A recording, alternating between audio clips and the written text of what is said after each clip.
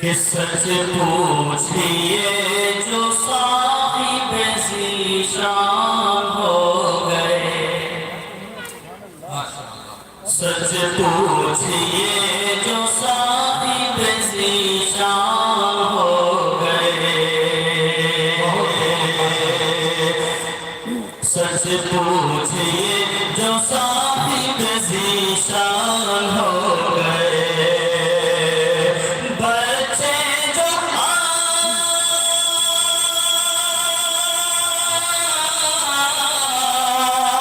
بچے جو بچے جو آج حافظ قرآن ہو گئے،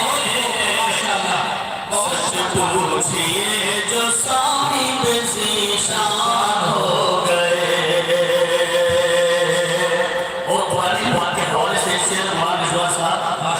صاحب کہ قرآن پاک کی تمہیں عظمت بتاؤں کیا،